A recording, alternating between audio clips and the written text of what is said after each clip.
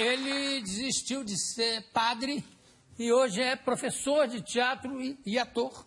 Eu vou conversar com Silvioné Chaves, por favor.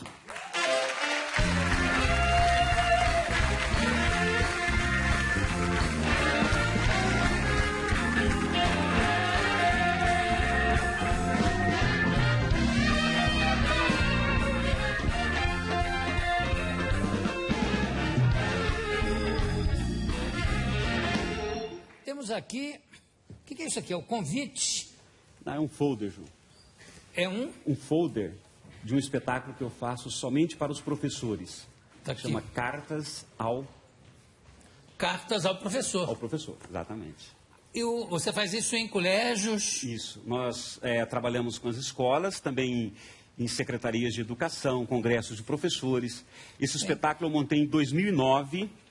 E somente, o meu público são só os professores. Exatamente. Agora, como é que é a história do seu nome, Silvioné? Então, na verdade é o seguinte, Jô.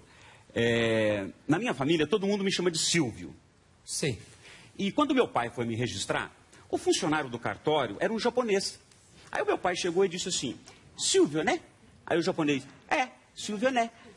Aí o japonês escreveu, Silvioné. Ao invés de colocar agudo, ele colocou chapelinho. Aí ficou Silvioné, ficou francês. Ficou chique. Só que é o seguinte, se você tirar o acento, fica Silvione.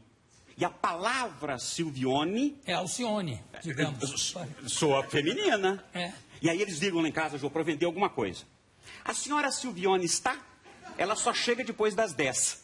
Pronto. Pronto. Um dia, eu estava almoçando com meu filho, meio-dia e 10. Tocou o telefone. Só que foi muito rápido o diálogo. Ele atendeu. A senhora Silvione está? Não, ela só chega depois das 10. Ela é sua mãe? Não, ela é meu pai. Ah, muito obrigado. Então...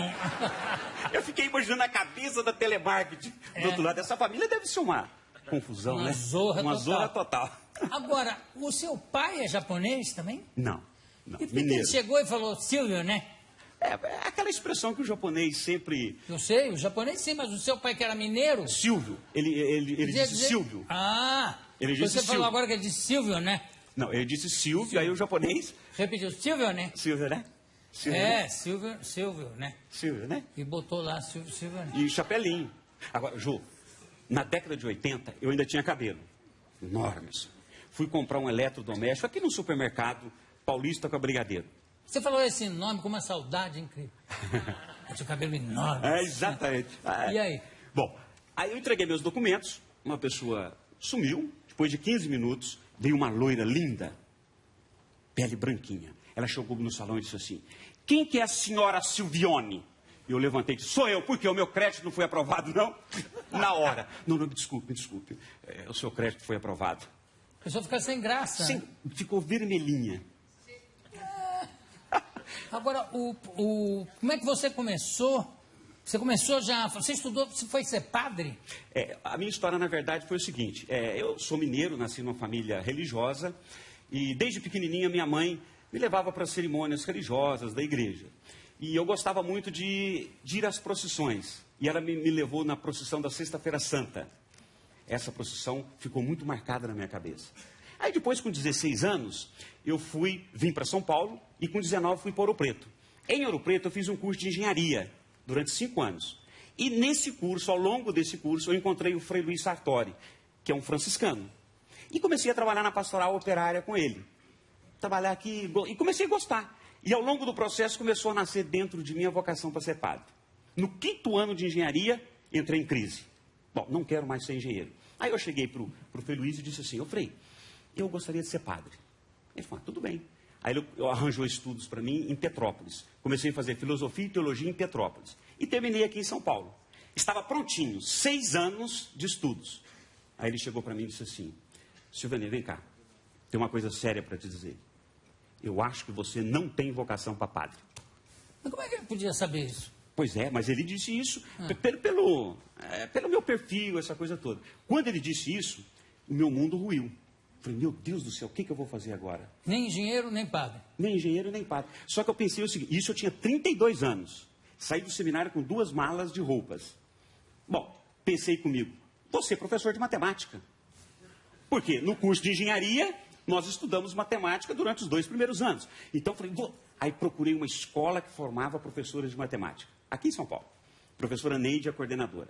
Cheguei para ela e falei, professora, aqui está meu currículo de engenharia. Eu gostaria de saber quanto tempo eu me formo para professor de matemática. Ela olhou e disse assim para mim, 2 anos, Silvanê.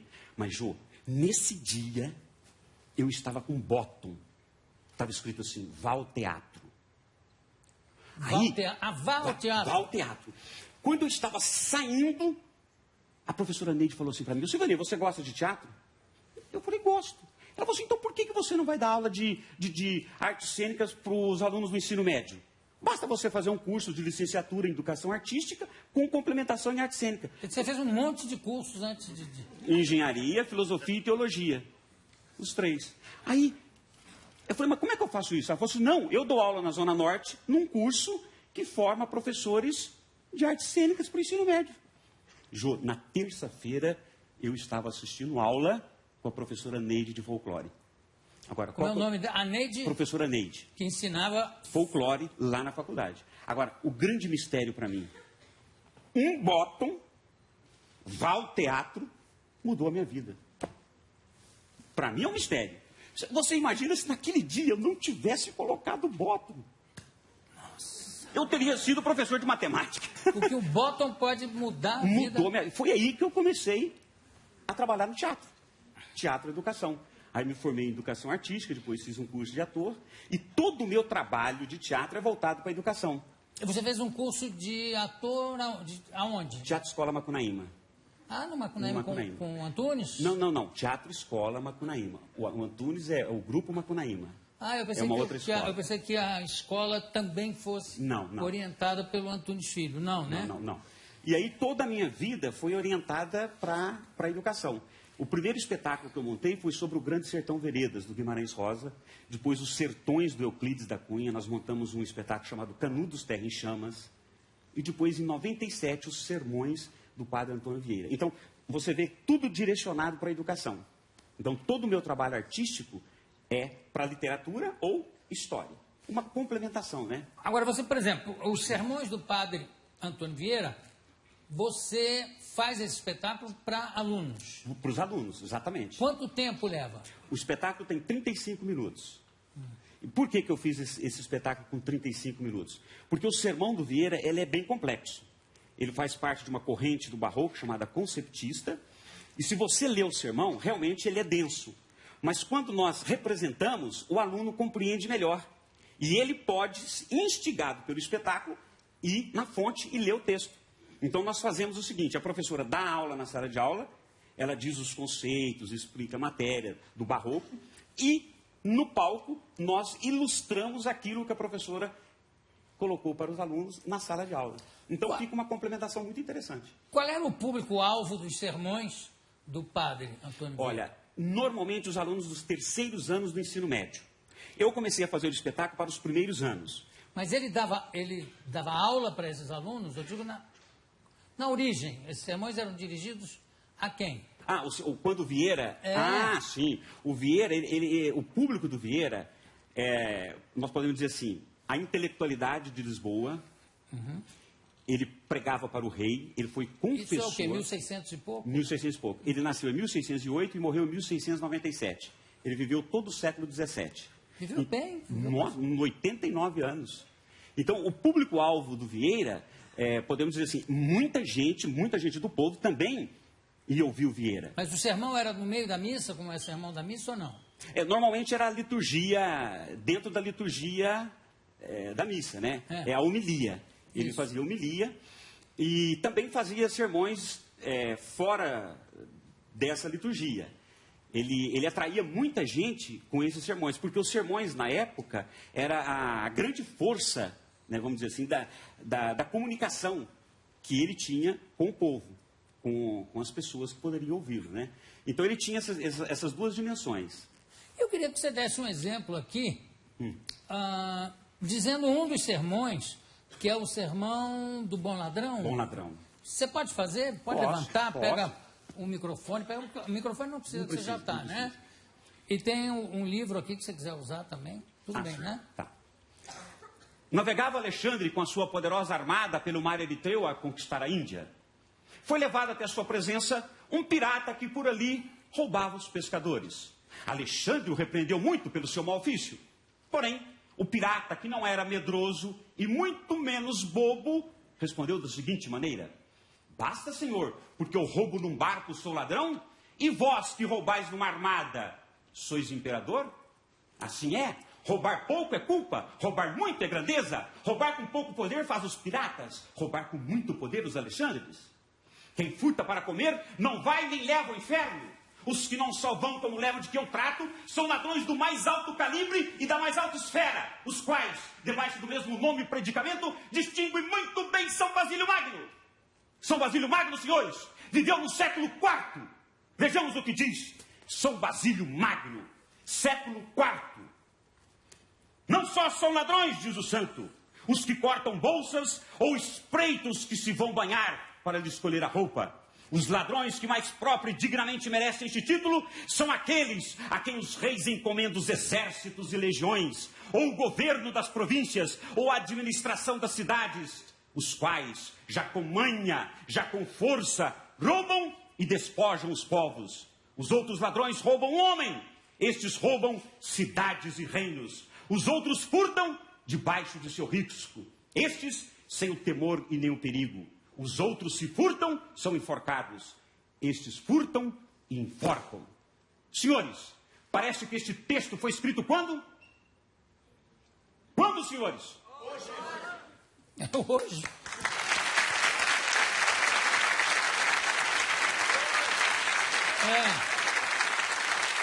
Impressionante, né? Tem aí um rio de semelhanças, até uma cachoeira de semelhanças aos dias de hoje. 1655, Jô. Não, rouba-se há muito tempo. Isso aí não...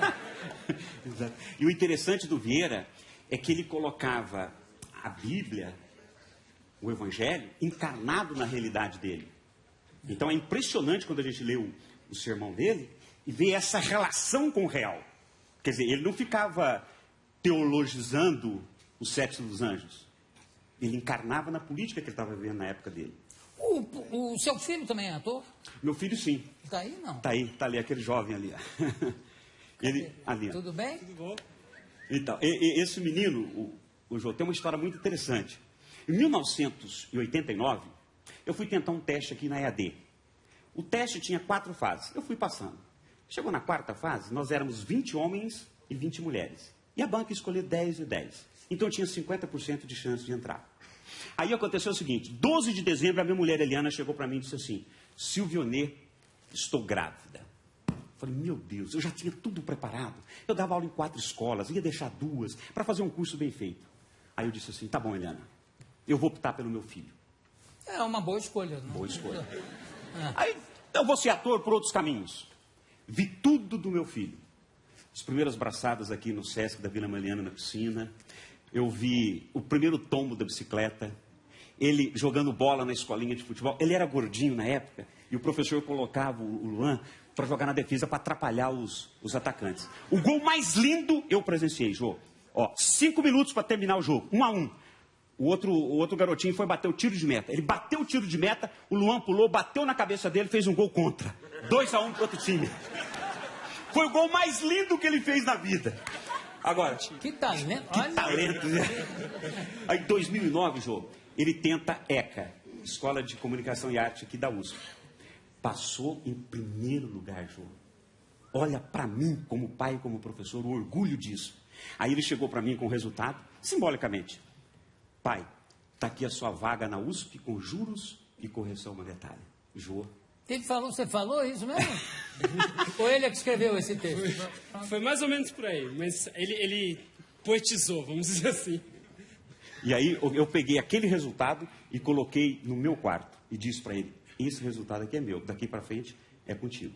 E há 5 anos atrás, eu e ele montamos um espetáculo chamado Pai e Filho. Porque uma coordenadora de um colégio nos solicitou isso. Então nós vamos para as escolas, fazemos o espetáculo Pai e Filho para os pais junto com os filhos. E depois nós descemos e começamos a bater um papo com os pais. Quer dizer, outro trabalho também voltado para a educação. Eu pensei que você ia contar uma história da menina que tirou 0 em tudo, né? E não sabia como apresentar o boletim para o pai. Aí chegou em casa e falou, pai, sabe da última? Ele falou, não, sou eu.